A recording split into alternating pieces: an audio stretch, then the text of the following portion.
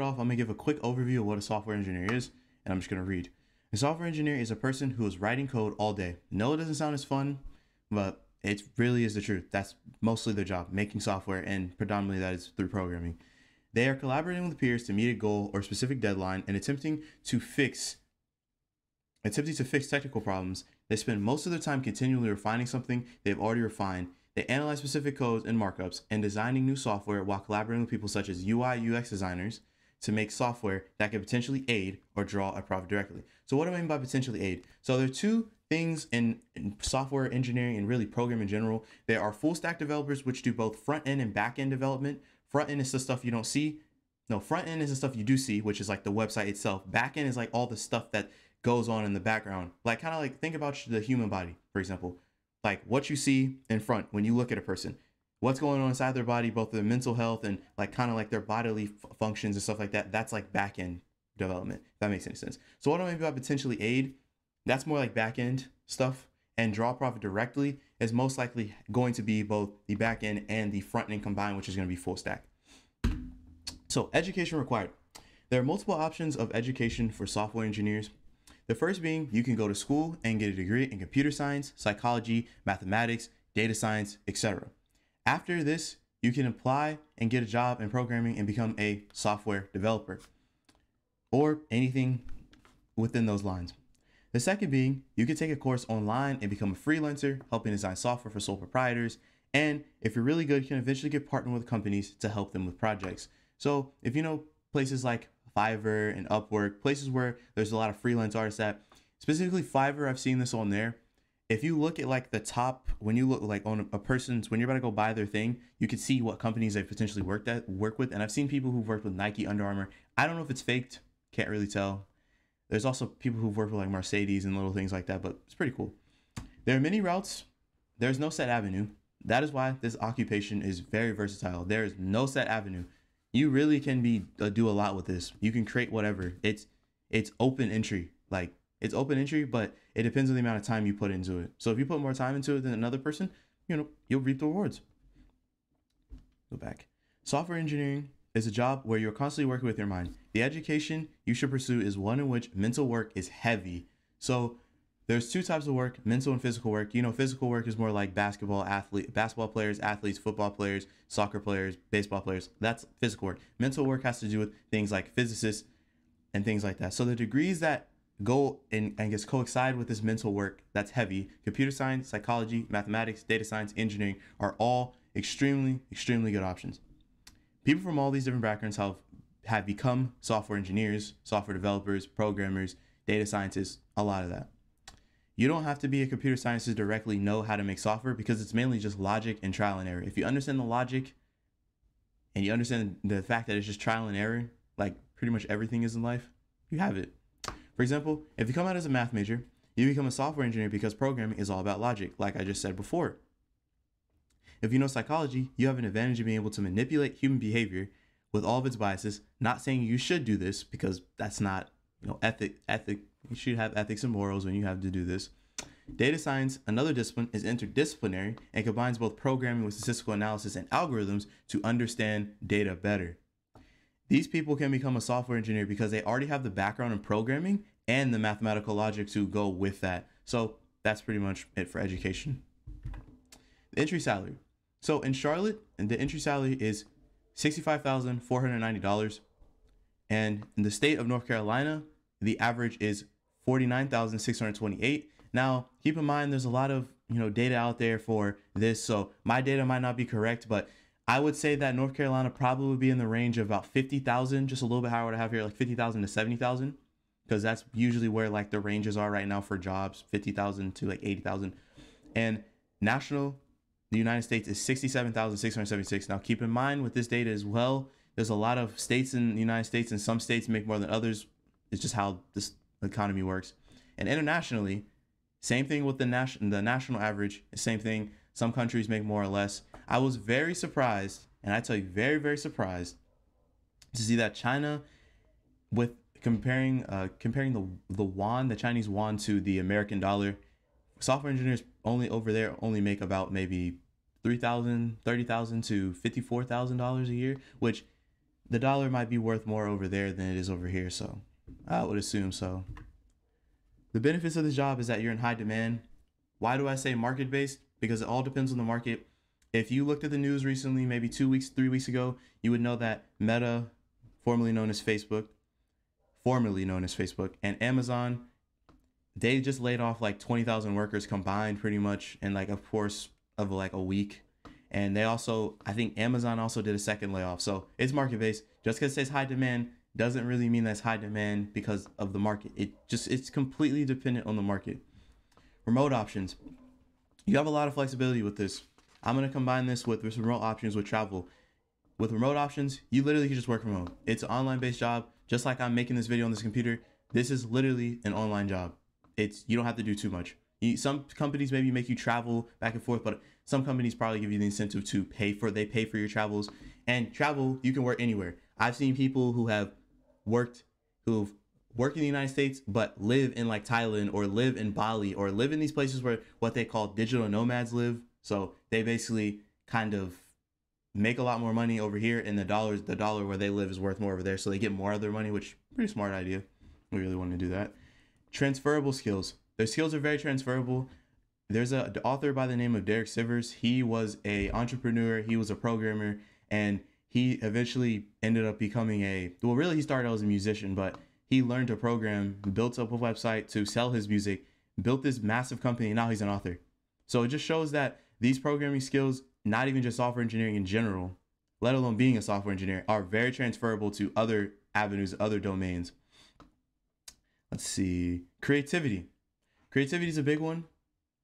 I'd say that I wouldn't want the job to be like my creative outlet, but if that's what it is for you, I would definitely learn the skills of programming because it is a very creative outlook. And honestly, it will allow you to have your input and say in certain things, and basically you will have your own touch on how a company functions and how their software works. And really, there's no real correct way when it comes to software to get it to work. There's efficiencies, but there's no real correct way.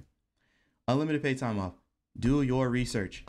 I do not want to see anybody watching this to not do your research before you do unlimited paid time off.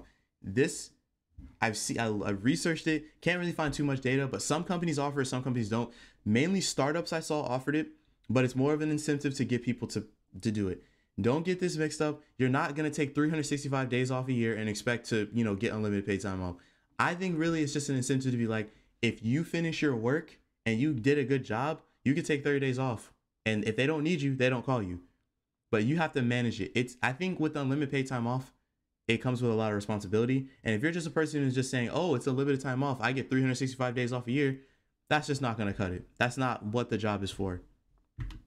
Personal attributes help for the job. So understanding of engineering principles, and I didn't add mathematics, but engineering principles are very important. Understanding, I really don't understand engineering principles myself, but I think understanding the laws and stuff and how stuff is put together, and that's why I say mathematics. If you understand math, you probably are going to be really good at engineering as well. If you understand the principles of that, it's very important to understand those. I can't really explain why, but I believe it will give you the foundation you need to be able to excel in actually creating the software, because once again, engineering is just creating stuff, and understanding the process of creating stuff will help you with making software. Analytical skills. You need to be able to analyze data and analyze things. Not too much, because I'm going to have something that counters that in a minute, but you need to have analytical skills. To me, analytical skills is just having the ability to think clearly. And if you're able to think clearly, more clearly than one other person, the next person, you'll do better. Communication skills and interpersonal skills go hand in hand. And honestly, I want to scratch those two out the way. I would just say that you just need effective communication. If you are able to concisely and effectively communicate what you need to do for a project, that's more important than saying interpersonal communication skills, because there's a whole bunch of nuance in there. Just effective communication. Say what you need to say in a very concise manner. You will do better at that. And then also, once again, if you do that, coming back to transferable skills, you'll be able to make code more efficient. It's just how stuff works. It's amazing. Creativity. What I would call creativity is anti-analytical skills. Some things are not as complex as you may see them. And I feel like software engineers and a lot of people who do a lot of math and thinking in general, because I know I'm one of them who think a lot, kind of overcomplicate things. And I think Anti-analytical skills, which I find creativity to be that, it allows you to not overthink every situation. Not everything is so complex. Not everything is as grandiose as it may seem. Some things are just plain as day, simplicity. And like Leonardo da Vinci said, simplicity is the greatest sophistication. That is a good thing to say. Detail oriented. Paying attention to detail goes hand in hand with anti-analytical skills. Some things are just right in front of you. You do not need to be overthinking every single concept. Follow the fundamentals, stick with the principles, and you should do good with this. Problem solving skills. Everything in life is pretty much problem solving. So if you don't know how to problem solve, once again, this is a transferable skill. If you can problem solve in a program and a software, you should be able to do good at problem solving in your life. That's how I see it. Now, there's 3 ways to advance in the career field. I don't really have exact three ways because there really isn't 3 ways in general to do that. But I'd say 2 ways. You need to gain experience. And I mean, literal just coding a lot. Just gain experience, keep working at it. And 2, take on more responsibility. That is it. There's no 2, there's no 3, there's no step-by-step guide. No, literally, just take on more responsibility. If you want to make more money, you're going to have to take more responsibility. Whether you're a teacher, whether you're a doctor, whether you're a YouTuber, whether you're a computer scientist, you have to take on more responsibility so you make enough money, or take on enough responsibility to literally it just becomes passive, basically.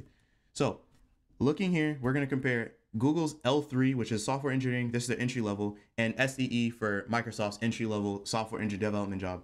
So the base salary for the Google is $140,000, and the base salary for Microsoft is $122,000. Now, keep in mind, once again, with like the national averages and stuff like this is an average.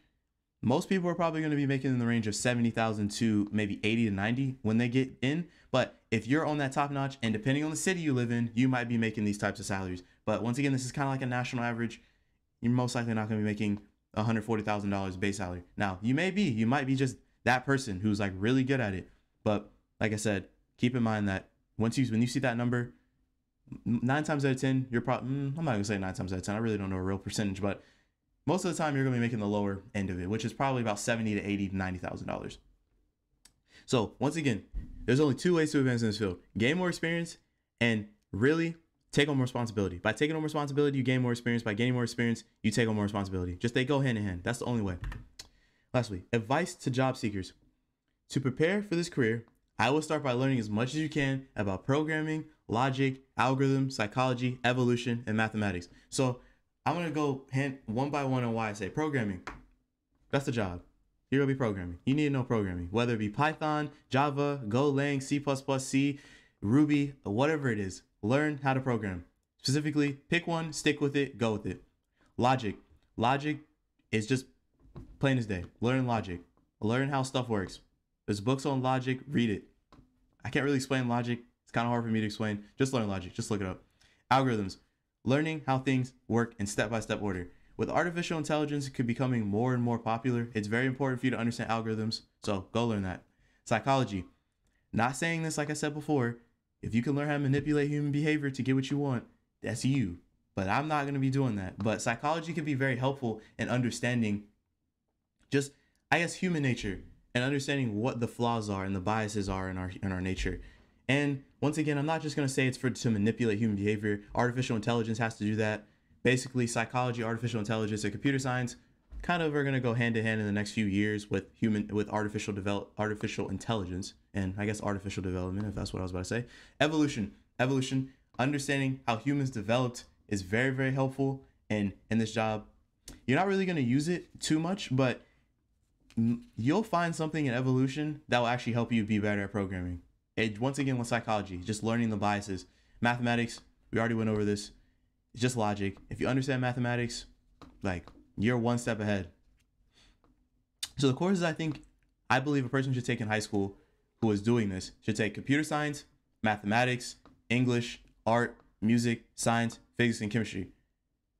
From what I've seen, if you take all these classes, you'll be like one heck of an engineer and one heck of a software engineer.